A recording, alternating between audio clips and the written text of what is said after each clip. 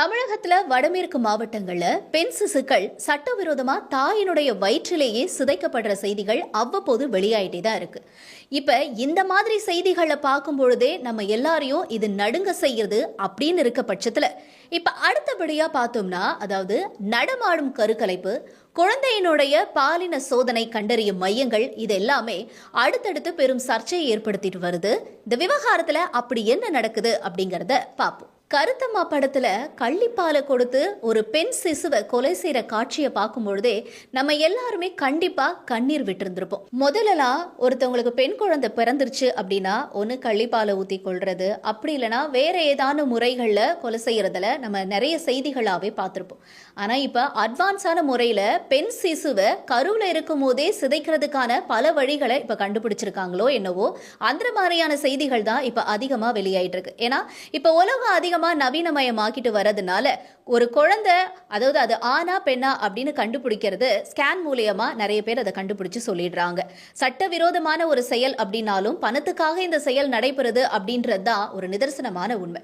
இப்படி அந்த பெண்ணோட வயிற்றுல இருக்கிறது ஒரு பெண் குழந்தை அப்படின்னு தெரிஞ்சிருச்சுன்னா உடனே அதை கருவுல இருக்கும் பொழுதே சிதைக்கிறதுக்கான பல்வேறு வழிமுறைகளை இந்த படும் கொலைகாரர்கள், அதாவது ஒரு பாவிகள் அப்படின்னு கூட சொல்லலாம், அவங்களாம் இந்த விஷயத்தை இப்ப கண்டினியூஸா பண்ணிக்கிட்டே இருக்காங்க அப்படிங்கிறது தான் இப்ப செய்திகள் மூலமா வெளியாகி இருக்கக்கூடிய தகவல். சேலம், தருமபுரி, கள்ளக்குறிச்சி இந்த மாதிரியான வடமேற்கு மாவட்டங்கள்ல ஒரு பெண்ணோட வயிற்றுல இருக்கிறது ஆண் குழந்தையா பெண் குழந்தையா அப்படிங்கறத ஸ்கேன் மூலமா கண்டறிஞ்சிடறாங்க. கண்டறியறது மட்டும் இல்லாம அந்த பேரண்ட்ஸ் அது ஒருவேளை பெண் குழந்தையா இருந்து அந்த பெண் குழந்தை வேணா அப்படின்னு சொல்லி முடிவு பண்றாங்கன்னா சட்டவிரோதமா அந்த பெண்ணோட வயிற்றுல இருக்கும் பொழுதே அந்த சிசுவை கருச்சிதைவு பண்ணிடுறாங்க. இப்ப நம்ம திரையில பார்த்துட்டு இருக்கக்கூடிய இந்த காட்சி, இது ஒரு மருத்துவமனையும் கிடையாது, ஒரு கிளினிக் சென்டரும் கிடையாது, இது ஜஸ்ட் ஒரு வீடு தான். இந்த வீட்டுல ஒரு பெண் கருசிதைவு, அதாவது கருக்கலைப்பு நடந்ததுக்கு அப்புறமா சுருண்டு விழுந்து படுத்திருக்காங்க. இந்த மாதிரியான ஒரு தகவல் சுகாதாரத்துறை அதிகாரிகளுக்கும் காவல்துறை அதிகாரிகளுக்கும் தெரிய வந்திருக்கு. சட்டவிரோதமா இந்த வீட்டில் கருச்சிதைவு நடைபெறுது, கருக்கலைப்பு நடைபெறுது அப்படின்னு தெரிய வந்ததுனால அந்த இடத்துக்கு போன அதிகாரிகள் அந்த வீட்டில இருந்து அந்த கருக்கலைப்பு மாத்திரைகளையோ அதே நேரத்தில் இருக்கிறத எல்லாத்தையும் பறிமுதல் செஞ்சிருக்காங்க. அதாவது சேலம் மாவட்டம் ஓமலூர் பகுதியில் இருக்கக்கூடிய கோட்டகவுண்டம்பட்டி அப்படிங்கிற இடத்துல தான் இந்த சம்பவம் அரங்கி இருக்கு அப்படின்னே சொல்லணும். அதாவது இந்த விஷயம் மூலமா, இந்த சம்பவத்து மூலமா செவிலியர் சுகன்யா அப்படிங்கிறவங்கள இப்ப அதிகாரிகள் கைது பண்ணிருக்காங்க.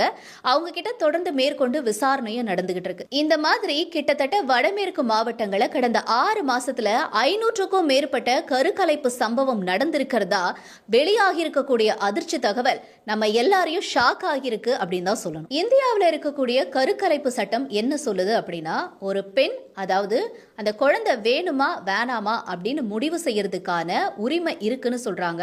அதுவும் அவங்களுக்கு அந்த குழந்தை வேணுமா வேணாமா, இல்ல வேற ஏதாவது நோயாளி அவங்க உடம்புல வேற ஏதாவது பிரச்சனை இருந்து அதன் மூலமா அந்த குழந்தைய கண்டினியூ பண்ணலாமா வேணாமான்னு சொல்லி டாக்டர் அட்வைஸ் பண்றாங்கன்னா அதுக்கேற்ற மாதிரி அந்த கருக்கலைப்பு நடைபெறதுக்கான எல்லா உரிமையும் அந்த பெண்ணுக்கு இருக்கு அப்படின்னு சொல்றாங்க.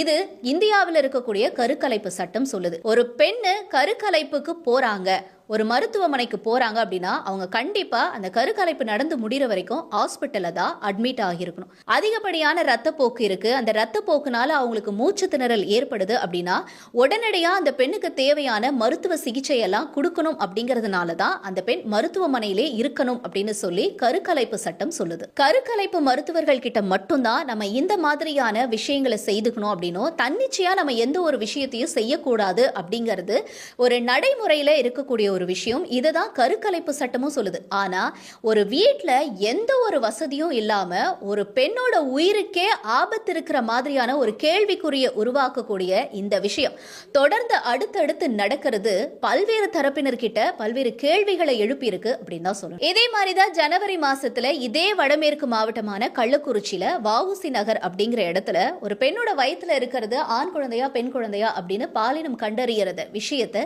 சட்டவிரோதமா நடக்கிறதா இருக்கிறதா கண்டுபிடிச்சிருந்தாங்க. அதே மாதிரி அந்த வீட்டுக்கு போன அதிகாரிகள் அங்கிருந்து 2 ஸ்கேன் மிஷினையும் பறிமுதல் செஞ்சிருந்தாங்க. தொடர்ந்து அடுத்தபடியா அங்க இருக்கக்கூடிய கருக்கலைப்பு மாத்திரைகளையும் பறிமுதல் செஞ்சிருந்தாங்க. இந்த விஷயம் ரொம்ப வைரலாவும் இந்த விவகாரம் அடுத்தடுத்து பரவலாகவே பேசப்பட்டுச்சு. இந்த மாதிரி வடமேற்கு மாவட்டங்கள்ல தொடர்ச்சியா பல்வேறு இடங்கள்ல இந்த சம்பவங்கள் நடைபெறதா தகவல்கள் வெளியாகிருக்கு. அதே மாதிரி ஒரு பெண்ணோட வயிற்றுக்குள்ள இருக்கிறது ஆண் குழந்தையா பெண் குழந்தையா அப்படிங்கறது கண்டறியறதுக்கு 15,000 20,000 வரைக்கும் வசூலிக்கிறாங்களாம்.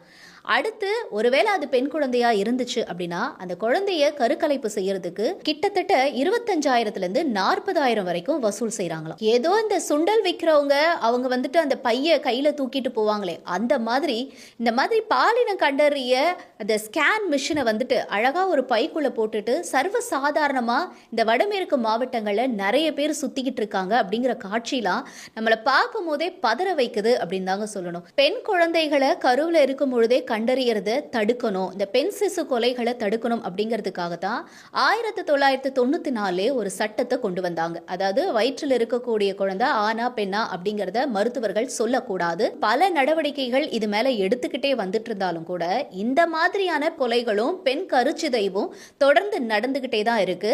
இந்த மாதிரியான விஷயங்களை எப்படி கையாள போறாங்க அப்படிங்கிற ஒரு மிகப்பெரிய கேள்வியும் எழுந்திருக்கு. இந்த நேரத்துல ஒரு பக்கம் சட்டத்தை மீற மருத்துவருக்கும் அதே நேரத்துல இந்த மாதிரியான சட்டத்தை மீறி ஒரு பெண் ஒரு முடிவு எடுக்கிறாங்க அப்படின்னா அந்த பெண்ணுக்கும் சேர்த்து கிட்டத்தட்ட 3 ஆண்டுகள் சிறை தண்டனை விதிக்கப்படும் அப்படிங்கிற தண்டனை விவரம் இப்ப நடைமுறையில் இருக்கு. ஆனா இந்த மாதிரி அடுத்தடுத்து தொடர்ந்து நடமாடும் கருக்கலைப்போ பாலின சோதனை கண்டறிய விவகாரங்கள் எல்லாமே நம்மள அதிர்ச்சி அடைய வச்சிருக்குன்னு தான் சொல்லணும். அதிகாரிகள் போற இடம் எல்லாமே இந்த மாதிரி சட்டவிரோதமான நடவடிக்கைகளை பல்வேறு தரப்பினர் இன்னமும் ஈடுபட்டுக்கிட்டு இருக்காங்க.